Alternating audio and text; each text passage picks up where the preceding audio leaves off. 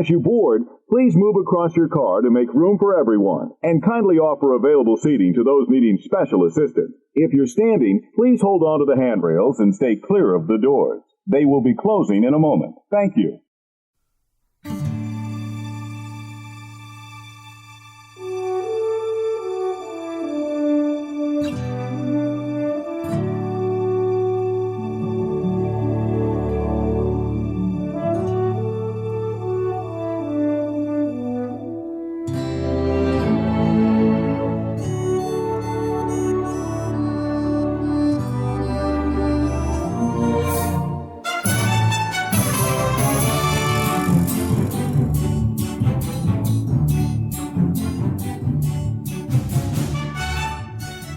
Hey, howdy, hey, and welcome to another episode of Disney Assembled. I'm Troy. And I'm Mimi. And we are your happy little father-daughter podcast, here to create joy and share our love for all things Disney. Disney Assembled is sponsored by our patrons over on Patreon, Brenda, Danny, Connie, and Andrew. Yeah, thank you guys so very much. If you would like to join them as part of our Patreon family and get access to plenty of patron-only exclusive content, you can just head on over to our website, disneyassembled.com, click on the Become a Patron button. Membership starts as little as $2 a month. We'd really appreciate your consideration for joining us there. But if that's not your thing, no big deal. We just appreciate you listening to the show. However, if you are looking for other great Disney magic to bring into your life each week, you should check out Magic of the Mouse Radio. Magic of the Mouse Radio is the best place on the internet radio universe to get all your Disney music. You can listen to Magic of the Mouse Radio 365 24/7, and you can find it at magicofthemouseradio.com or on our website, disneyassembled.com, and click on the Magic of the Mouse Radio button there. Our show, which is so proud to be part of the Magic of the Mouse Radio network, can be listened to every Tuesday, Thursday, and Saturday morning at 9 a.m. Eastern. In addition to the Magic of the Mouse Radio family, I am so proud to be a part of the Magic of the Mouse News family. magicofthemousenews.com has articles for anything and everything Disney related that you might want to read. I published an article last week about The Little Mermaid and Halle Bailey and everything that makes her wonderful. So go check it out, magicofthemousenews.com. Yep, great stuff there. Thank you very much. Mimi. Yeah. So before we tell everybody what this week's show is going to be about, the main topic, is anything going on this week you want to share just in general about life? That I know some people are somewhat curious in what's going on in our lives outside of our Disney love. So anything going on you want to share with anybody this week? Well, I started a new job, but that's about it. I've had jobs before. If you're an older listener, you know that. But I started a new job. I also I know when we were sort of talking about this episode before and you were like, what do you want to tell them about your life? Because honestly, there isn't a whole lot going on. But I just had this thought of do we have a Southern accent? We wouldn't be able to hear it, right? Because we're the ones speaking. But do our fans from around the country and even around the world, right? The Canadians, do we have a Southern accent to them? I don't know. I mean, I guess there are times because we've lived in different parts of the country. Yeah. Right? I mean, you were born and raised in New Orleans. Right. And then we moved away to Virginia for a little bit. And then we moved back to Texas. Right. Still south. We didn't move back to Texas. We moved back to the south to Texas. That's what I mean. And I lived in Memphis for a while when I was in college. You did live in Memphis, but that's also kind of the south. A different kind of south, but still south. I don't know. I'm just curious. I'm curious too. So you guys that are listening to the show, I guess Mimi's curious about, and I am. Do we have an accent? I don't know. I mean, I'm sure to some people we have an accent, an American accent. I guess. When I was learning how to speak, and really sort of forming my own dialect, we lived in Virginia when I was in pre-K, first grade, kindergarten, that sort of developmental ages, right? Mm-hmm. Obviously, I could speak before pre-K, but you're still developing the ways in which you talk, right? Because all babies kind of talk the same. Yeah, badly. Yeah. And then we moved here and I sort of already had this dialect set, but I picked up words like y'all and Buc-ee's. So Buc-ee's is the name of the... Yeah, Buc-ee's is the big ass. Anyway, I'm curious. Do we have a Southern accent? Yeah, let us know. Yeah. Time curious. For the relevant part. That's good stuff, right? I usually don't share a whole lot about me. That's going on. I am just now feeling almost 100%. I have been sick all week. I will spare you the gory details because they're not details you want to know, but I have been ill all week. So if you're following us on social media and notice, man, Disney Assembled, they just haven't been posting a lot on social media this week, especially our very popular, gaining in popularity TikTok channel. We haven't done any TikToks in a while. How many followers do we have on TikTok? Right 8, almost 900. Wow, that's crazy. Yeah. But yeah, I mean, I've been very sick to say the least. I'm just now feeling better. So that's a good thing. And today is Saturday, July 1st, 2023. Heck yeah. And without, saying too much about it, my new job that I've been waiting to start, I sort of officially begin today, even though there's no going in to the work, right? So I don't go into the office until the 5th, but make that Disney World money. So, make that Disney World money. Parent right? Disney World money. So we're really excited about that. And just some stuff going on in our lives. There's other things going on in the world, and let's get back into Disney stuff because that's why most of the people here are listening to the show. That's what we want to talk about each week. Is we talk about other stuff all the time. This is our time we set aside for Disney, and it kind of ties into the main topic of the week, which is earlier this week we both noticed that Disney made an announcement that they were releasing or re-releasing to theaters 8 different films that are being released sort of in honor to celebrate the 100th anniversary. And so there's like sort of a special limited engagement, like a 2-week limited run. Like each film has 2 weeks, and there's 8 movies coming out. And, we decided this week to use that as sort of the foundation of our main topic of the week. Do you want to share with everybody what this week's main topic is going to be? Okay, so basically we were looking at this list of movies and we're like, this is a weird list. This is a weird list. You totally disregarded a bunch of classics. And, like if you've read anything about this announcement, a lot of people are saying that. So instead of just complaining about it, like how I would, Papa said, let's solve it. Complaining doesn't solve anything, right? Papa said, let's solve it. So we each came up with the general idea of Disney 100 has been really following this decades structure. They've got the Loungefly releases. They've got the Ears releases. We've got all kinds of decade themed things, right, coming out. Right. So we decided that it would be fun if we scrapped the 8 random movies that they chose to release. And we went by decade and picked 10 movies to celebrate the 100, if that makes sense. Yeah, I think. To release back into theaters. Exactly. So the gist of it is, and we'll get into the 8 films and talk about why we thought replacing them was a good idea when we get into the main topic. But yeah, we thought we should do one. It's 100 years, one for each decade. Well, no, I guess it would be 10 for each decade, but one for each decade, one for every 10 years, 10 movies. Yeah. And yeah, we think that'd be a good idea. We don't have our list currently. We're actually going, for you guys that are listening, we're doing it you live. will be hearing us live figure out which one we would pick. So and the way that we're going to do this live is probably a lot like how we would do it if we were not recording also. And right, because this is just a conversation we wanted to have, right? We're going to do that. Yeah. So we'll get into that as our main topic of the week. We'll also have the Disney Dad Joke of the week and just see where this week goes. You ready to jump into it? I'm excited. Sounds like fun. But you know what else is fun? The Disney Dad Joke of the week. And so guys, it is time for this week's Disney Dad Joke of the week. Oh boy. Mimi. Yeah. One time I went to Disney World and I met with the genie, and the genie was there, and the genie pulled me aside and he says, hey, Troy, I'm going to grant you one wish for being a great Disney fan. Mm-hmm. What wish would you like me to grant? And I said, Genie, thanks for asking. I just want to be happy. All of a sudden, it's a flash. And next thing I know, I'm living in a cottage with 6 dwarves and working in a mine. Okay. Get it? Yeah.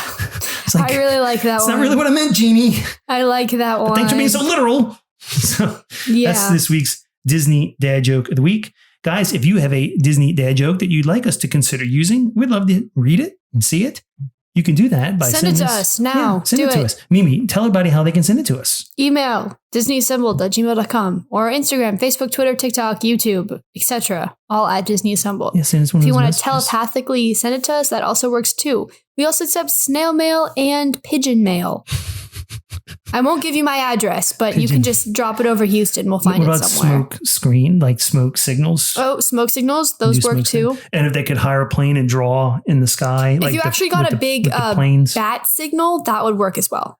One of those big banners, they can fly off the back of a plane. Yeah, or you could get a billboard, Or the Goodyear blimp. Just fly a blimp over. Yeah. Actually send the Oscar Mayer Weenie Mobile to our house with a joke. Please do that. Right. I'm not going to give you my address, though. Your phone goes off at all those very important emergency alerts. There could be a dad joke there. A dad joke alert that comes out and sort of alerts everybody that there's a Disney dad joke of the week. Yeah. Right. Either way, but usually email and DMs are the best ways to do that. We appreciate it. All right, let's jump in. Main topic of the week, Disney 100. Yeah. Listen, before we, sort of scrap what Disney planned, let's talk about, not in great detail, but let's at least mention to everyone what 8 films are actually coming out. And then maybe explain why we thought 10 other films would be a better idea. Mm-hmm. Okay. Right? Why don't you tell everybody what are the 8 films that are coming out? Okay, I'm going to list it and then sort of give you my general thoughts. Okay, so they're not all releasing at the same time. They're releasing staggered. Right. Pirates of the Caribbean, The Curse of the Black Pearl is the first one. It was at the end of this week. Toy Story comes out on the same day as Barbie and Oppenheimer, so good luck with that one. Frozen, and then in early August, Beauty and the Beast mid-August, Incredibles early September, Coco mid-September, Lion King early October, Moana end of October. So my immediate thoughts was I'm really excited to go see Pirates of the Caribbean, Curse of the Black Pearl. I love Johnny Depp and I love that movie and I'm 100% going to go spend my money to go do that. However, none of the other options excited me. And while I think Toy Story is a great choice, Beauty and the Beast, great choice. Frozen, great choice. Coco, do you who was sitting in the Disney marketing department was like, what's going to get people to go to theaters? Coco, boom, put it back.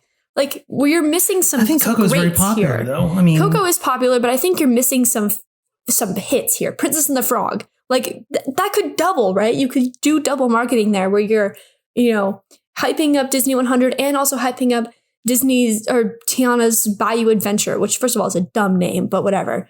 Tiana's thing and side tangent.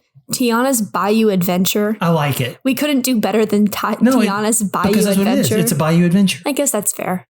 But she has a new outfit now, so we're getting closer and closer. I don't want to get off on a Tiana tangent. Anyway, but I will say this. There are better options. You mentioned Tiana. I got to go on a tangent. I'm sorry, tangent.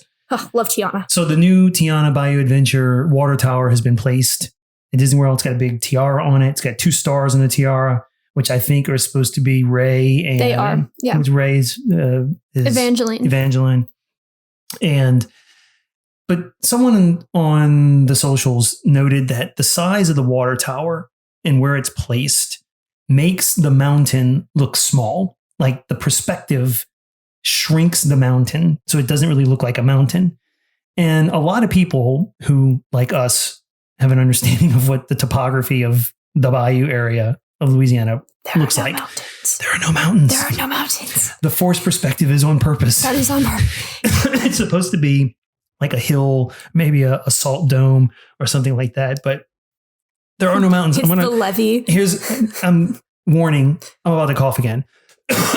This cough warning. So I think that's on purpose. I think it's a great job of imagineering if that's in case. So tangent, I'm going to go to it. Okay, there you go. So 8 films. They're all very good films. Those are all very popular films. People are going to go to the theaters. It doesn't really cost Disney much to re-release them to theaters. The movies have already been made. Right. Is it a cash grab? I don't know. I think it's great. I think Disney is trying to recover maybe some lost revenue from other films, but you don't just plan these things like all of a sudden. Like this has been in the planning for a while. You don't just say, wake up one day and say, hey, let's just release 8 films and let's just do that. I mean, you got to work with the distributors. You got to work with the theater. Right. I mean, so this is something that's been planned for a while, but yeah, I think one of the things that struck me, and it was also something I saw on the socials, none of the 8 films that are coming out to celebrate Disney 100, none of them are films that Walt had anything to do with. Right. None of them, which I found odd. and I found odd. I found it odd and odd. For those of you about trying to figure out our accents. And I thought we needed to put some Walt. There should be some Walt in the Disney 100. I think okay, I'm not totally convinced that every single movie that is re-released had to have been touched by Walt himself. I think the movies that needed to, okay. Well, they can't be because he passed away. I think the movies that needed to be released needed to be movies that represent some sort of either a huge blockbuster or a turning point in Disney history. And the movies on the list that reflect that for me are Frozen and Toy Story. The other ones, those may be and ones Beauty and the Beast. Well, those may be ones you pick from those decades when we get to it, Probably, right? Yeah. and Beauty and the Beast. Those three are sort of the massive blockbuster hit. I mean, maybe Lion King, but I'm also not the biggest Lion King fan. I don't not like it. Don't come for me. I just think it's like sort of, it's just there. But like, I feel like as much as I love Pirates of the Caribbean, why? Why did we pick this one? To show our support for Johnny Depp? Because we weren't doing that last year during his trial. That's weird. Like, that's a weird choice, in my opinion. I mean, I'm still going to go see it because I love that movie. But well, do you know what I'm saying? Right. And to piggyback off what you're saying, Disney is releasing the animated film Wish, which is supposedly... When is that coming out? So again, the end of November, right? Around the Thanksgiving, right before the holiday. So it's part of the holiday movie release period. And right around when this series thing is ending. Right. So my point would have been release one film for decades leading up to this one, and this being the culmination of a series of releases up to a certain point. We're going to talk about our favorite, obviously. I want to talk about releasing films too. And again, there's been some backlash. I do remember who posted this on, so I'm going to mention Dr. Jacqueline, Pixie Dust PhD. She's got a really good YouTube channel. If you have any interest in Disney Vacation Club stuff, check it out there. But she had mentioned something on the Twitters about in response to the movies that are being released. And she made a comment, something to the effect of, release, I think it was Luca and Turning Red to the theaters, which only got Disney Plus releases, and take my money, right? And it got me thinking about these films and how Disney Plus may be cutting into people not going to the theaters as much and waiting to get it released. I wonder, and I have to believe they're very smart people at Disney considering this. What if you flipped the script on what is expected about movie releases? What if Disney Plus had an original, like let's take Turning Red, for example, released to Disney Plus. It got a lot of hype. People were like, this movie is really good, blah, blah, blah. And then you release it to the theaters. And so instead of saying we're going to release it to the broader audience and then give it to the people, make it to the people who paid us, and that way people who are paying you already for Disney Plus may not go to the theater, you release it. And then you see it at home and you say, wow, this is really cool. I wish I could see this on the big screen. And then you release it to the big screen later so that people who don't have Disney Plus, who have already heard the hype about it, now have an opportunity to see it. Yeah. Now, I guess part of it is they want you to subscribe to Disney Plus, right? I get it. But I think there may be a market where you become more profitable by purposely releasing things to Disney Plus first. Right. And then releasing them to the theaters for a very short run. I think it's the Encanto complex, right? Which first of all, why is Encanto not on this list? Maybe because it's too modern, but literally so many people would run out and see that in the theater because it is so massively popular even to this day. Like I follow this like party princess woman on TikTok because I think that business, like that whole like genre of job is entertaining and fascinating. And she was like, to this day, Mirabelle is like Mirabelle and Elsa are the two most popular characters we get requested. And like, it's the idea of why not let your movie build hype before releasing it? Right. Like, I don't understand. And like, I think that there's a whole market of people, whole genre of people who wanted to see Luca and Turning Red and like Onward and didn't get that opportunity because they were Disney Plus exclusive.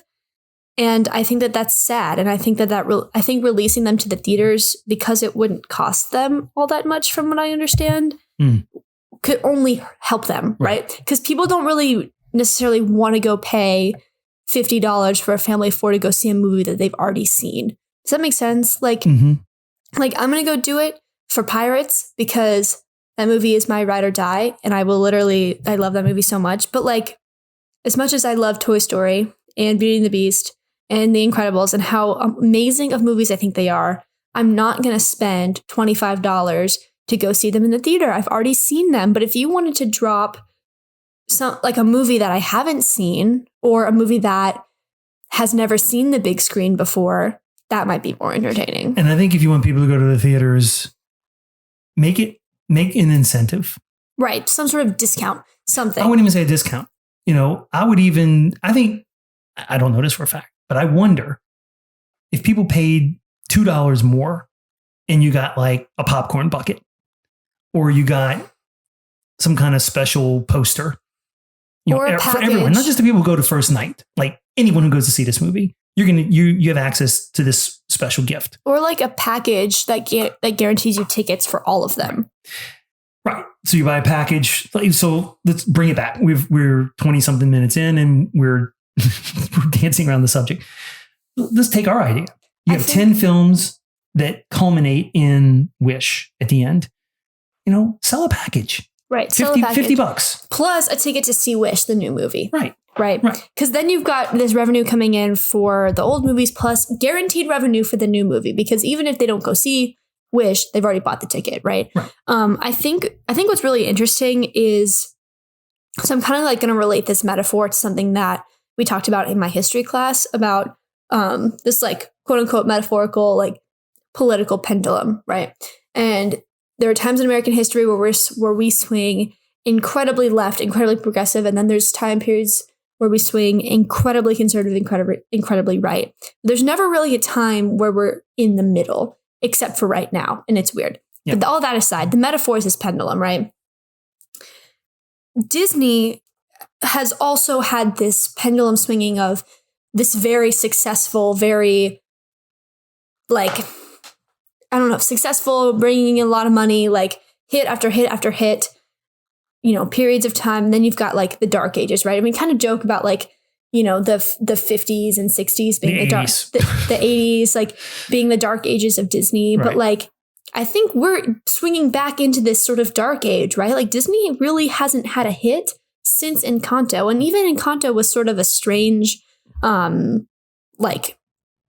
scenario because it was released to Disney Plus and that's where it gained its popularity, right? And like, I think that Disney is trying to replicate the success of Encanto with all the other films by releasing them to Disney Plus, but that was a pandemic, bro. Like no one is just sitting at their house watching movies anymore. Like we're back into the quote unquote real world. Mm-hmm. And I think like, it's not just that movies, I don't necessarily believe that the market for movies is dying. And I used to think that, but with the hype for Barbie and the hype for Spider-Man that have been everywhere, like that proves to me that the market for movies is not dead, right? Like I'm beyond excited to see Barbie. Like I've already pre-purchased my ticket to go see it on the 21st.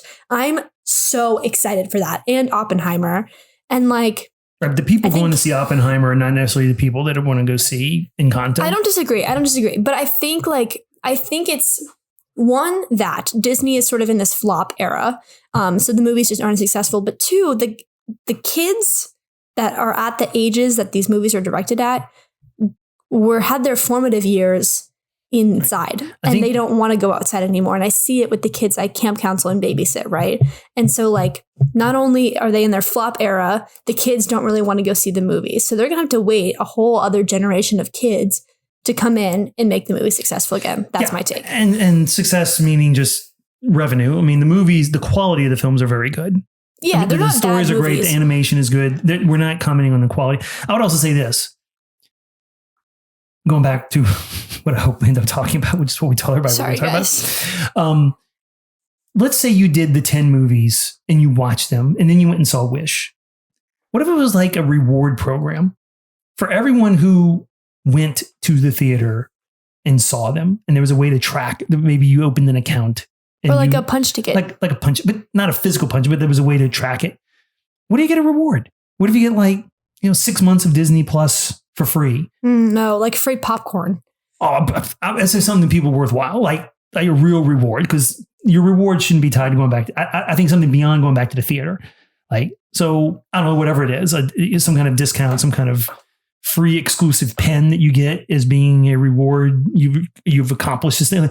So the Disney fans, right? Not everybody loves the Disney fans, but let's just say, for example, you went to see the 10 movies we're about to pick, plus Wish.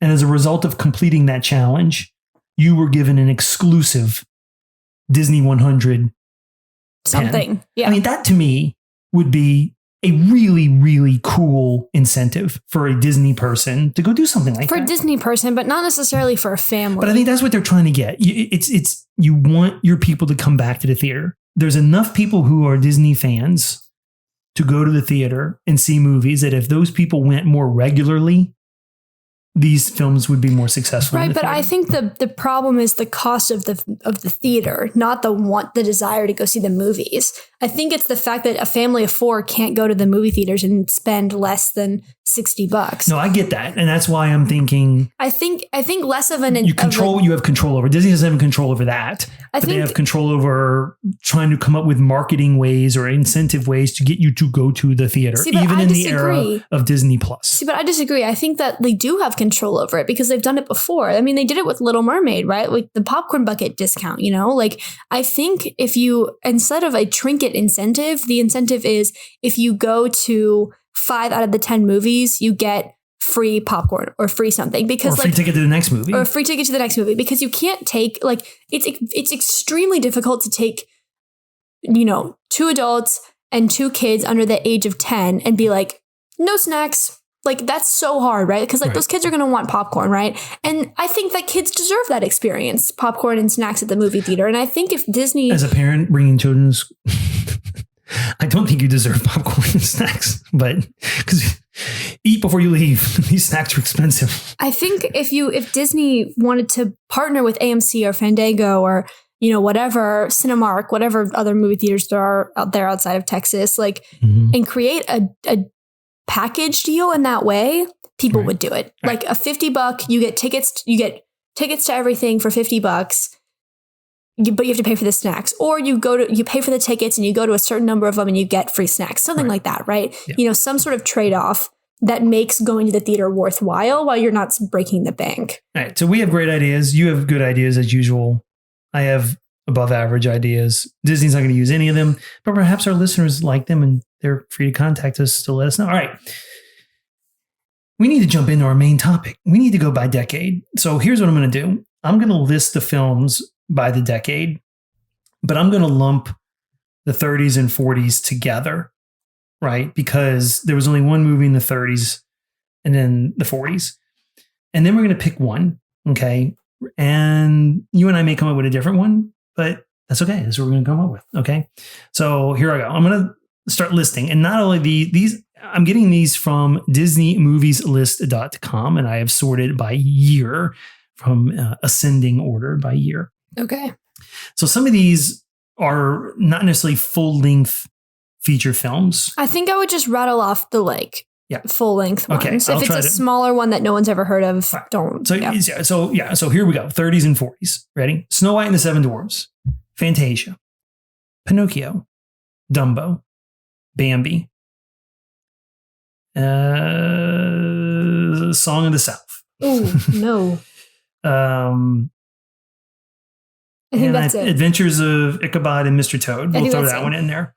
Okay, I cannot believe you threw Song in the South in there. Well, because it was a full length. Yeah. It was full length. Right? Yeah, not picking that one. Right. So I know which one I would pick from that list to highlight during the Disney 100, but I'll give you first crack. Which one would you pick? I think I'm very torn between Snow White and Dumbo, because I think Dumbo's a better movie, but Snow White is that iconic first movie. Yeah, that's Snow White and the Seven Dwarfs is my pick from that list, not because I think it's the best one on the list, but I think if you're going to do a Disney 100 celebration that leads up to Wish and you're starting off and you're going by decade, I think you have to go with the movie that sort of was the big catalyst to Disney animation films. Yep, that's fair. Okay, 50s. So Snow White and the Seven Dwarfs? Okay. Yeah. 50s. Cinderella, Alice in Wonderland, Peter Pan, Lady and the Tramp, Sleeping Beauty, 101 Dalmatians. Oh, no, I'm sorry. That's the 60s. Okay, so let me repeat. Cinderella, Alice, Peter Pan, Lady and the Tramp, Sleeping Beauty. I think I'm gonna go with Sleeping Beauty. While I'm very called to pick Cinderella, Sleeping Beauty's castle is the one in Disneyland, and that is the iconic one that Walt built, which I think is really crazy and whatever. But Sleeping Beauty, boom, inspired the park. This was actually a tough decade to pick from. This is a tough decade because every single film on that list is one that I enjoy for various reasons. I'm going to tell you which one I'm going to go with. I'm going to go with Peter Pan. Fair. And here's why. I just love Peter Pan. Fair. And I don't think every one you pick, I think you have to be cautious because you could essentially pick a different princess every decade. No, I know. I think this is my last princess. And so, but I'm going to go with Peter Pan, even though I was torn between that and Cinderella and Sleeping Beauty. I think of the three that I was considering. But I'm going to go with Peter Pan. I mean, I picked Sleeping Beauty because of like the park value, not because of like the princess. Cool. All right. 60s. 101 Dalmatians. The Sword and the Stone. The Jungle Book. And that's it. Jungle Book. I think they liked it so much they remade it in 2019. Yeah. 2018. I don't know. Time is so crazy. I think so. In the first decade, we highlighted the movie that kicked everything off. The second one, we both picked. I don't know what the highlight was there. This is a tough one for me too. I think I'm gonna go Jungle Book also because I think that's just. I think you could tie it into the animal. Maybe a focus on the animal thing. Fair. I'm changing my answer. I'm picking 101 Dalmatians. Cruella de Vil is one of the most iconic villains of all time. She is completely recognizable. The Dalmatians are completely recognizable. I'm picking 101 Dalmatians. It has somehow remained relevant after like literally 80 years. That's crazy. All three of those are movies we love. And that's a tough one to pick from. But I'm going to stick with Jungle Book on mine because I don't know. Okay. That's my pick. 70s. We're going to the 70s. Woo. Here we go. The Aristocats. We're going to put Pete's Dragon there because the dragon is animated. No, this is the fully animated version of Pete's Dragon. No, there was no fully animated Pete's Dragon. It was live action with animated dragon. Yeah. Bro, what? Yeah, it was. You've never seen it. I saw the remake, which is live action with animation. No, this is live action. I believe you. Kind of like Roger Rabbit? Like Roger Rabbit, right? Okay. All right. So let's start again. Aristocats, Pete's Dragon, The Rescuers, The Many Adventures of Winnie the Pooh. Those are your choices for the 70s. I'm definitely going to pick Winnie the Pooh. Yeah, me too. And then not even just the nostalgic factor. Those characters, like everybody knows who they are. I love Winnie the Pooh. Yes. So definitely going with Winnie the Pooh there for our 70s. We should have been writing these down so we could recap them at the end. It's okay. Okay, figure it out. 80s. Fox and the Hound. That's such a good movie. The Black Cauldron. The Great Mouse Detective. Oliver and Company. Hey, why'd you skip the Brave Little Toaster? Oh, did I skip Brave Little Toaster? Yeah. It's okay. We're not going to pick Brave Little Toaster. It's okay. Oliver and Company. And The Little Mermaid. It's got to be Ariel. It's got to be the mermaid. I think, I don't know, because I don't know if they would want to re-release the animated Little Mermaid so close to the live action Little Mermaid. Oh, that's true. I didn't know we were doing this off of logical, like today time. Well, that's how I'm thinking about it. Yeah, that's fair. Like that's super valid. But I think of the 80s, this is the best option to re-release. Like assuming that there's no issue with releasing it, that's the one I would release. Yeah, if there were no issues of conflict, I would go with Little Mermaid. But if there is, I'm actually going to pick The Great Mouse Detective. Yeah, I think that's the valid second choice. Yeah, I think okay. Yeah. 80s, right? Good. 90s. In the 90s. So The Rescuers Down Under. DuckTales, the movie, Treasure of the Lost Lamp. Beauty and the Beast. Aladdin. The Nightmare Before Christmas. The Lion King. Toy Story. A Goofy Movie. Pocahontas. The Hunchback of Notre Dame. James and the Giant Peach. Beauty and the Beast, The Enchanted Christmas. I don't know if that was maybe a home release. Hercules. That's my song. Mulan. Bug's Life. Toy Story 2. Fantasia 2000. Mickey's Once Upon a Christmas. And Tarzan.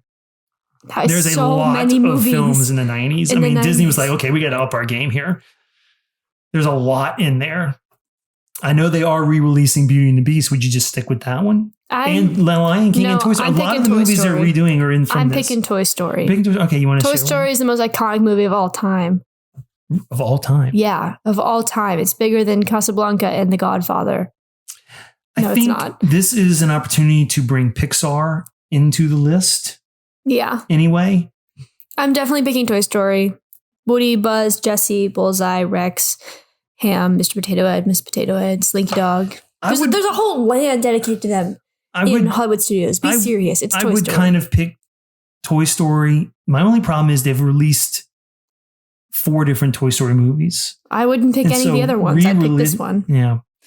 But the problem is it's been released so many times over the years. I think I would stick with Beauty and the Beast, to be honest with you. But I could go with Toy Story as well. That's fair. But that's my thing. All right. 2000s. So this is like 2000 to 2010. Mm-hmm. Dinosaur. The Emperor's New Groove. Ugh. Monsters, Inc. The Tigger movie. That's a good one. Tigger movie. Atlantis, Lost Empire. I'm trying to find the ones that were not like straight to video. Lilo and Stitch. Piglet's Big Movie. That's a good Big one. Brother. Brother Bear, excuse me. Brother Bear. Finding Nemo. Incredibles. I'm still going on. Home on the Range. The Heffalump movie. Heck yeah. Cars. And the Heffalump Halloween. I mean, there's tons of movies here, but a lot of these are straight to video. Ratatouille. What I love about the Meet 2000s. the Robinsons. Wall-E. Bolt. Tinkerbell. You know. Tinkerbell 2. Ponyo. Princess and the Frog. Ponyo, Ponyo, Ponyo. Fishy in the sea. Tiny little fishy. Who could you really be? Pom, pom, pom, Ponyo, Ponyo, Ponyo. Magic sets you free. Ponyo is a Studio Ghibli movie. It's so good. There are a lot of movies in that list. And a lot of them were sequels and sort of straight to video, straight to DVD. Yeah.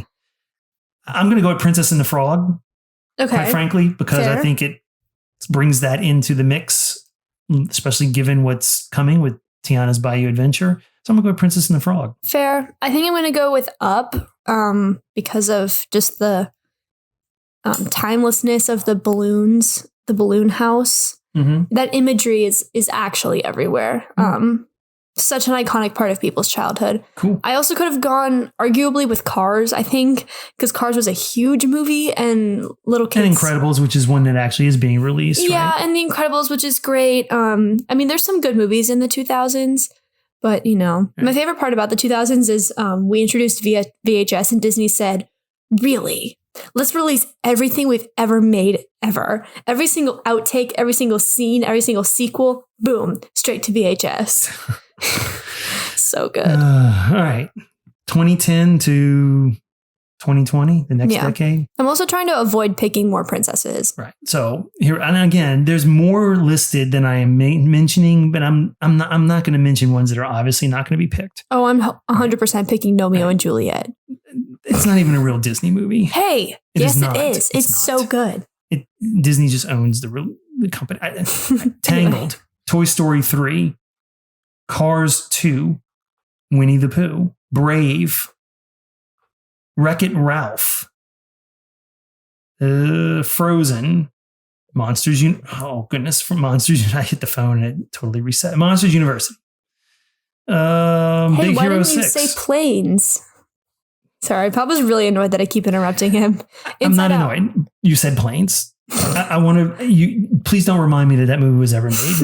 Okay, please. Right. Inside Out, Big Hero 6, The Good Dinosaur, Moana, Zootopia, Finding Dory, Cars 3, Coco, Toy Story 4, Wreck-It Ralph 2, The Incredibles 2, Frozen 2.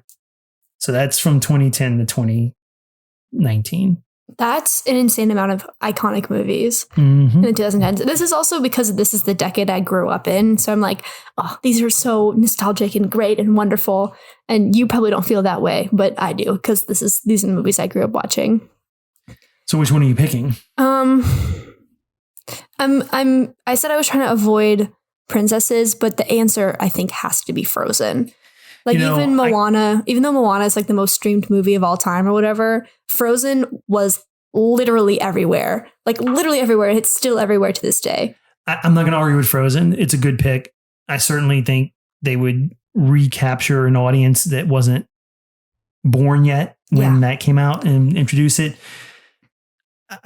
I can go with Frozen, but I think there's a reason Moana is one of the ones being re-released out of these 8. Oh, for sure. Because it continues to be one of the most downloaded and watched films on Disney Plus. And so there may have been a good reason to pick Moana, but they also pick Frozen as one of the 8. So there's definitely a good reason to pick Moana, but like having been an 8-year-old in 2015 when Frozen was released, it's Frozen. The answer is Frozen. I'll go with Frozen also on that. All right. So now we're into the 2020s. This is the decade we're currently in. What would they re-release? I don't think they're going to re-release anything that just was released, but certainly maybe something that didn't get the run that it should have gotten in the theaters. So here are the possibilities. Onward, which came out in 2020. Right. Encanto from 2021. Ron's Gone Wrong. What is that? It was a really cute movie. We didn't watch it, but it was very, it was an animated film. It got a lot of good reviews. All right. Raya and the Last Dragon. I don't think Ron's Gone Wrong was a real, I've got to figure out, was it an actual Disney animation? I don't think it was Disney, because I would have heard about it. All right. So, Onward, Encanto, Ron's Gone Wrong. Raya and the Last Dragon, Strange World, Lightyear. And that's it. Because the rest of them, or Elemental just came out. Why didn't you say the Bob's Burgers movie? Because that was not That's not Disney. Right. Just owned by Disney. Yeah. So, Encanto, So I would say Encanto too. Yeah. I mean, even though Onward kind of got messed up, we really enjoyed Onward. Yeah, Onward's cute. You guys should go watch it. It's Tom Holland and Chris Pratt. 2 of like the funniest people in movies right now. Yeah. Go watch that movie. But I think in that list, re-releasing Encanto would have made sense. Yeah. Yeah. Just massive, massive popularity. They performed it. We Don't Talk About Bruno at the Oscars, and they weren't even nominated. Like that song wasn't even nominated. And I think that's funny. Oh, at the Grammys. That's what it was. At the Grammys. And I think that's crazy. Well, there you go. We just went through each decade. We picked a Disney animated film that we believe could have been highlighted as part of a 10-picture series. Did we list 10? I don't even know if we listed 10. I guess we did 10 if we went through the decades. Did we do 10? I don't know. We did about 10. We went through the decades. We didn't write them down. So you're listening and maybe you kept up with it. You can email us to let us know if we listed 10. But that would be the ones we would have highlighted, which led up to Wish being released later this year. Yep. And celebrating that Disney 100. Heck yeah. All right. Guys, what do you think of our list? What do you think of our thoughts about releasing films to the theater after Disney Plus? What are our general thoughts on this ideas episode and get to people? And what we said. Because we talked about a lot of stuff. We actually went on a little bit of a tangent, which I think was really cool. So maybe they want to tell us what they thought. How can they possibly do that, Mimi? Yeah. So you guys can send us an email, disneyassembled@gmail.com, or you can send us a message on Instagram, Facebook, Twitter, TikTok, all at Disney Assembled. But if you guys want to support the show further, link to our TeePublic, Patreon, Buy Us a Dole Whip, and all this other stuff is on our website, disneyassembled.com. Make sure to check it out. Yeah, please do so. And if you haven't already, please check out our YouTube channel and consider subscribing there. We'd really, really appreciate it. We've started releasing our podcast episodes on YouTube, so you can listen and I guess watch but we haven't put video up. We need to work on getting video of these episodes. And we also need to work on getting our Parks News series on video back up on our YouTube channel. It's an idea that we want to get started with again. But if you haven't been to our YouTube channel, please consider doing that. Just look for it, Disney Assembled over there, and subscribing. We'd really appreciate it. All right. Heck yeah. You know what else we'd appreciate? What? Ratings and reviews. Yes, it's another way you can help us out. So if you haven't done so yet, we'd really appreciate your consideration for kind rating and review. All right, Mimi, high five. This episode went a little bit longer than usual, but it was a good conversation. It was a great conversation. Yeah, I'm sure everybody listening have really appreciated us going longer than usual. Heck yeah. The more, the better, right? Yeah. Or the better, the better. Yeah. Okay. Guys, we hope this episode brought a smile to your face, some extra magic to your day, and that extra sprinkle of pixie dust to your week. Thank you for listening, and until next time, see you real soon.